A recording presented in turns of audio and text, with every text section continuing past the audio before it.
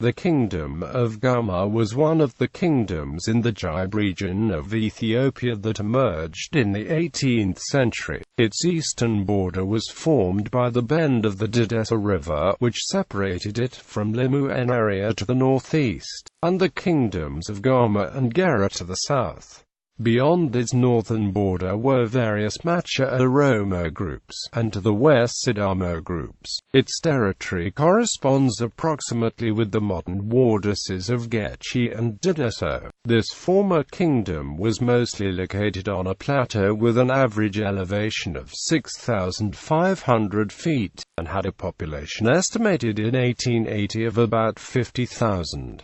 Its inhabitants had a reputation as warriors. Beckingham and Huntingford considered Gumma, along with Gomma, was the least economically developed of the Gibe kingdoms. However, Muhammad Hassan notes that, with the exception of the northern and western boundaries where constant raiding by her neighbors, the Ayo in the north and the Nono in the west, forced those living in those parts to embrace pastoralism. The land was intensively farmed and grew many of the same crops as the other Gibe kingdoms: sorghum, wheat, barley and cotton, except for coffee. History. The latest kings of Gumma traced their origin to a man called Adam. Around 1770, he came to live in the area, and is said to have then helped in the deposition of the last king of the previous dynasty, Sabarada. The historian Muhammad Hassan, in discussing this tradition, suggests this tradition about Adam was invented so as to Islamize the original founder of the dynasty. King Jor was converted to Islam by merchants from Shewa and Baganda, and in turn he imposed his religious faith upon his subjects. In 1882, King Gibe of Gumma convinced the kings of Ennarea, Gomma and Gera to form a confederacy known as the Muslim League, to counter the threat from some of the Macha Oromo, who in turn formed their own alliance, the League of the Four Oromo. At first the Muslim League had little success against this threat, for the other members did not support Gibe against the Macha, until his elder brother